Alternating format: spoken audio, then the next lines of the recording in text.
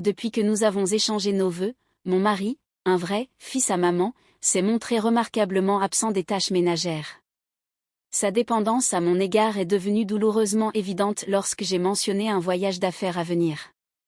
Pris de panique, il m'a dit « Qui va s'occuper de moi pendant que tu seras parti ?» Après une discussion houleuse, je suis partie pour une semaine. À mon retour, j'ai trouvé une note à côté des papiers de divorce remplis. Il était écrit « Puisque tu as abandonné les tâches ménagères, je retourne chez mes parents. » Réfléchis à ces papiers de divorce. La colère montait en moi face à son audace de me menacer de divorce, mais en essayant de me calmer, j'ai commencé à voir la situation différemment.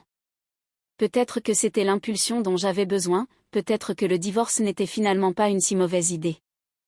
Résolue, j'ai signé les papiers le lendemain. Le matin suivant, mon mari, perplexe, est entré en furie, exigeant de savoir où étaient les papiers de divorce. Quand je lui ai dit que je les avais déjà déposés, il s'est effondré, complètement désorienté et en pleurs. Je m'appelle Grace, j'ai 32 ans, et je suis mariée depuis un peu plus d'1 an. Après l'université, j'ai gravi avec assiduité les échelons dans une entreprise prestigieuse. En approchant de la trentaine et sans partenaire romantique, mes parents m'ont tellement pressée de trouver quelqu'un que je me suis inscrite, à Contreségur, dans une agence de rencontres. C'est là que j'ai rencontré Edouard, un homme à la voix douce, quelques années plus jeune que moi, qui travaillait dans un cabinet mixte.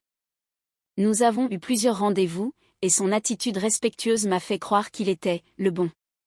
Quand il m'a demandé en mariage, j'étais ravie, imaginant notre vie ensemble.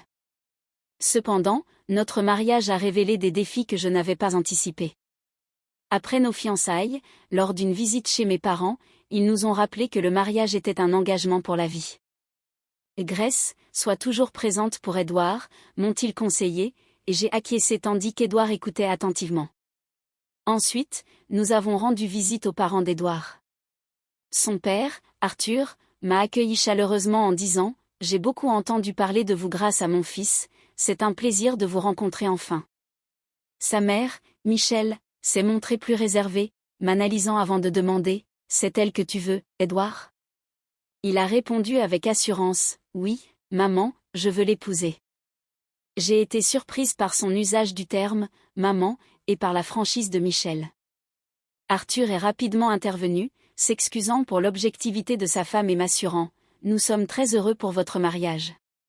Mais, juste pour que vous le sachiez, Edouard a eu une vie facile ici, il peut être un peu difficile. » Je les ai rassurés en disant que j'aimais le côté gentil d'Edouard et que je savais que nous nous soutiendrions mutuellement.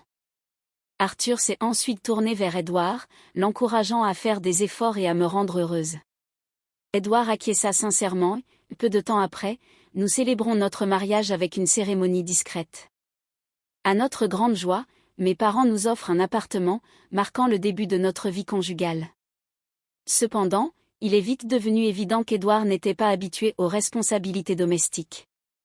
Un matin, alors que j'étais occupée à faire la lessive et à préparer le petit déjeuner, l'alarme d'Edouard sonna à 8 heures, mais il continua de dormir profondément, malgré mes tentatives pour le réveiller. Il ne bougeait pas. Finalement, j'ai tiré les couvertures et lui ai donné une légère secousse. Lentement, il ouvrit les yeux et s'exclama avec irritation « Eh bien, il est déjà 8h10.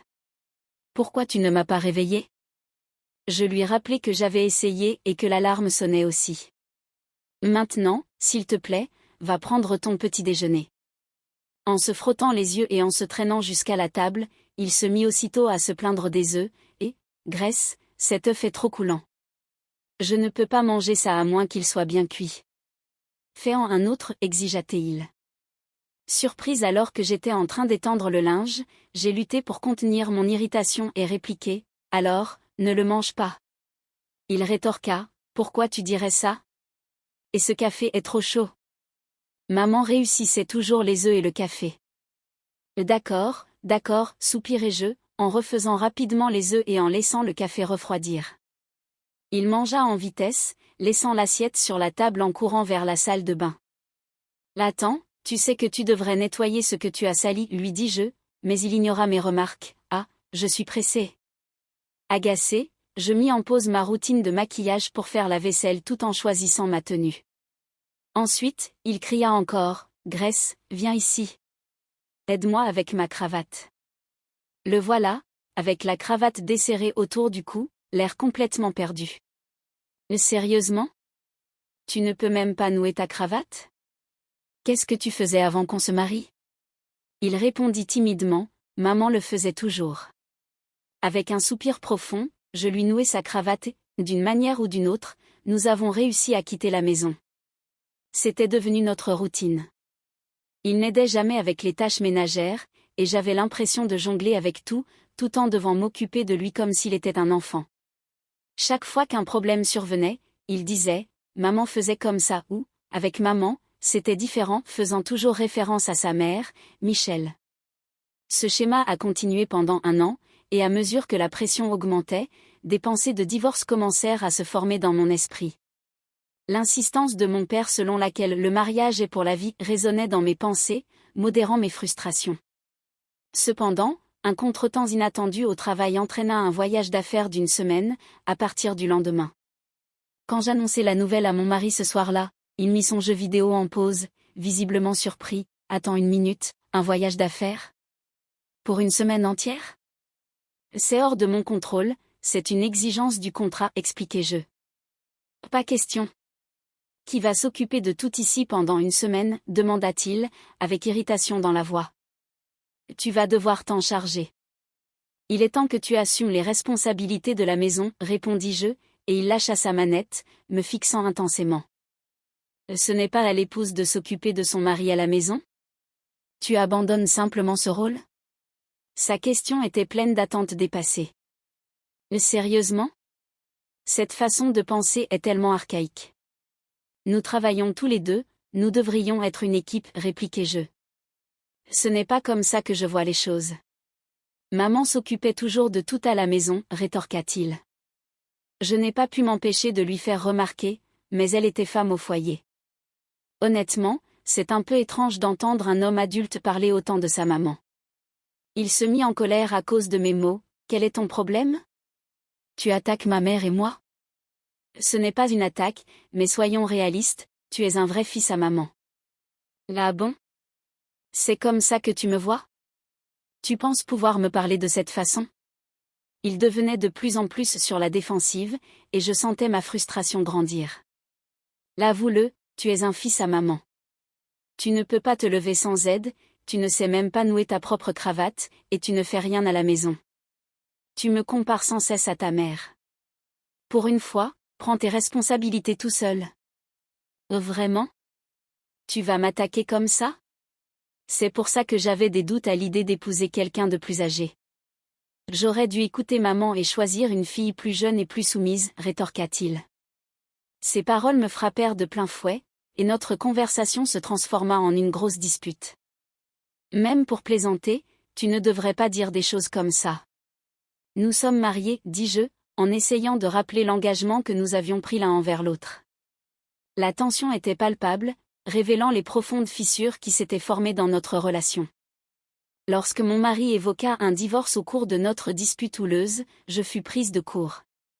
Avec un ton suffisant, il me défia. « Tu ne peux pas vouloir divorcer, n'est-ce pas? Tu veux vraiment être étiqueté comme divorcé? Et pense à ce que ton père a dit sur le fait de rester ensemble. » Puis, avec une pointe acérée, il ajouta, « Eh bien, moi, j'en ai envie. Si tu pars pour ce voyage d'affaires et que tu me laisses ici tout seul, je vais sérieusement envisager le divorce. » Avec ces mots, il se retira dans notre chambre, me laissant abasourdi. Malgré le choc, l'idée du divorce persistait dans mon esprit, une pensée avec laquelle j'avais déjà lutté, craignant de décevoir mes parents. Mais maintenant, cela me paraissait une option viable à envisager sérieusement. Alourdi par ces réflexions, je me couchai. Le lendemain, je me levai tôt pour me préparer pour le voyage. Les répercussions de notre dispute pesaient encore sur moi, mais j'avais des obligations professionnelles à respecter. Je le secouai légèrement. Édouard, toujours emmitouflé dans les couvertures, marmonna quelque chose d'incompréhensible et d'indifférent. Je pars. Tu ferais bien de te lever ou tu seras en retard pour le travail. Sa réponse fut un murmure ensommeillé, totalement désintéressé. Je levai les yeux au ciel et sortis. Quelques heures plus tard, Un message de lui apparut sur mon téléphone. Tu as à peine essayé de me réveiller, et maintenant je suis en retard. Tu es vraiment parti en voyage? Je répondis rapidement, oui, je t'ai réveillé, et oui, je suis en voyage. Je reviendrai dans une semaine. Il lut mon message, mais ne répondit pas. Au milieu de mon voyage, j'ai décidé d'appeler mes parents pour les informer du comportement d'Édouard et partager mon inclination grandissante pour le divorce. Je me préparais à me faire sermonner, sans savoir comment ils réagiraient à la possibilité que notre mariage prenne fin. L'appel serait difficile, mais j'avais besoin de leurs conseils et de leur soutien. Leur réponse me surprit, nous ne savions pas qu'ils se comportaient de cette façon. Prends ton temps pour réfléchir, mais ne te sens pas obligé de rester dans une situation qui n'est pas bonne pour toi. N'oublie pas que nous serons à tes côtés, quoi que tu décides. Leurs paroles de soutien inconditionnel m'ont fait monter les larmes aux yeux. En revenant de mon voyage d'affaires, je ressentais un mélange de clarté et de détermination. Je savais qu'une conversation sérieuse avec Édouard était inévitable, et s'il ne montrait aucun signe de changement, j'étais prête à envisager sérieusement le divorce. Mon esprit s'emballait alors que j'entrais dans notre maison tard dans la nuit, pour découvrir qu'Édouard n'était toujours pas rentré. En regardant autour de moi, je vis un ensemble de papiers de divorce signés et un mot sur la table qui disait « Puisque tu as abandonné les tâches ménagères, je retourne chez mes parents. » Jette un œil au papier de divorce et réfléchis Y. Ma réaction initiale fut la colère. Comment osait-il me menacer de divorce? Mais à mesure que ma colère s'estompait, j'ai commencé à voir la situation différemment. Peut-être que c'était un signe que mettre fin à tout cela n'était pas une si mauvaise idée, après tout. Avec cette prise de conscience, j'ai décidé de déposer les papiers. Lorsque le divorce a été finalisé, j'ai ressenti un énorme poids se dissiper de mes épaules. Ce soir-là, je suis allée me coucher et j'ai dormi mieux que je n'avais dormi depuis longtemps. Le lendemain matin, alors que je savourais tranquillement une tasse de café, la porte s'ouvrit brusquement et Édouard entra, visiblement irrité. « Pourquoi n'es-tu pas allé chez mes parents pour t'excuser? Qu'est-ce qui t'arrive? Demanda-t-il, son tempérament enflammé. Puis, en remarquant l'endroit vide où se trouvaient les papiers du divorce, son expression passa de la colère au choc. « Attends, où sont les papiers du divorce? » « Oh, je les ai déposés, répondis-je calmement. « Tu as fait quoi? » Il semblait comme s'il avait reçu une gifle. « Tu es vraiment allé jusqu'au bout? » « Tu es devenue folle, s'exclama-t-il, incapable de cacher sa surprise face à ma décision. Voir que je restais ferme le laissait complètement désorienté.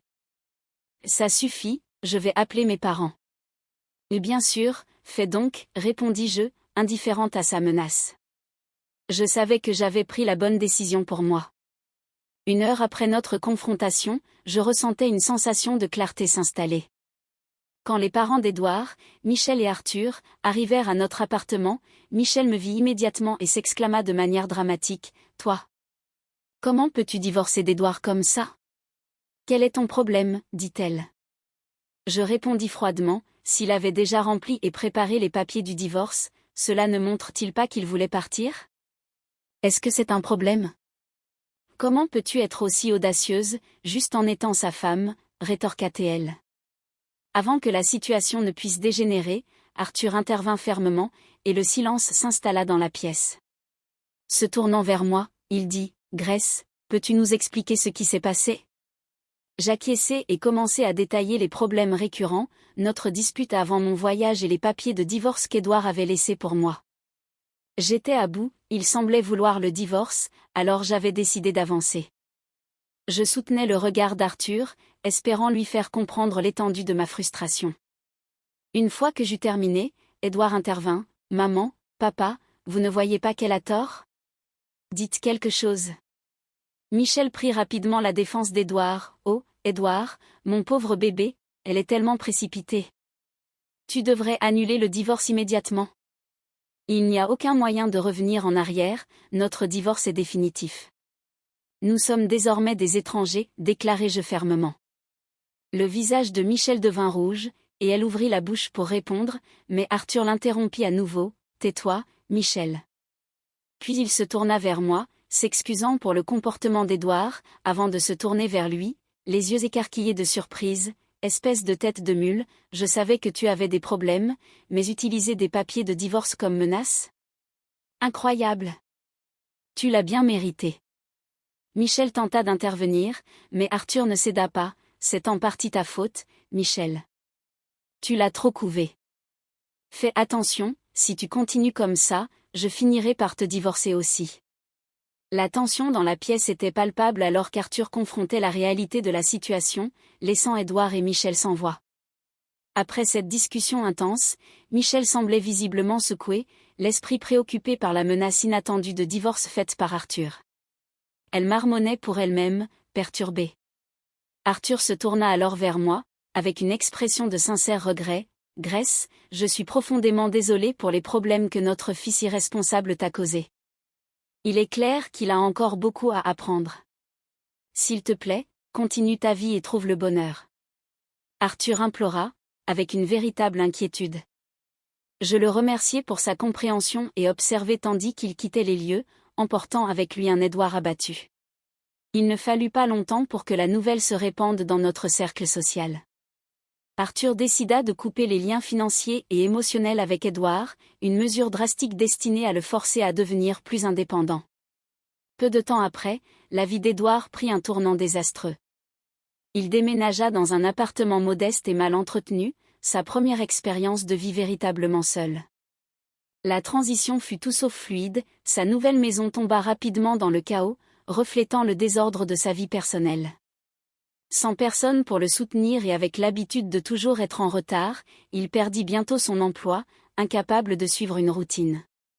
Pendant ce temps, la dynamique au sein de sa famille se détériorait encore davantage. Michel, qui s'était toujours immiscé dans les affaires d'Édouard, dépassa une fois de plus les limites, ce qui provoqua une grande rupture avec Arthur, menant à leur séparation. Michel s'installa chez Édouard, et ensemble, ils luttèrent pour retrouver une certaine stabilité, vivant de petits emplois mal rémunérés. Leur vie devint une série d'événements malheureux et de mauvaises décisions, sans chemin clair vers une amélioration. En contraste, ma vie a pris un tournant complètement différent. Libérée du stress quotidien et de l'épuisement émotionnel de ma relation avec Édouard, je me retrouvais seule dans notre appartement, qui paraissait désormais étonnamment spacieux et rempli de potentiel. Avec une énergie renouvelée et un nouvel objectif, je me consacrai à ma carrière. L'absence de l'influence négative d'Édouard me permit de prospérer au travail, et ma vie professionnelle s'épanouit en conséquence. Me sentant libérée et optimiste, j'embrassai ma nouvelle indépendance. Mon espace de vie se transforma en un véritable sanctuaire, où je pouvais me détendre et planifier l'avenir. L'amélioration de ma vie professionnelle était palpable, chaque jour apportait une sensation d'enthousiasme et d'anticipation pour ce qui allait arriver. Le contraste entre mon existence florissante et le déclin d'Édouard et de Michel était frappant. Bien qu'ils ne fassent plus partie de ma vie, les leçons apprises durant notre temps ensemble résonnaient profondément, renforçant mon engagement envers la croissance personnelle et le bonheur.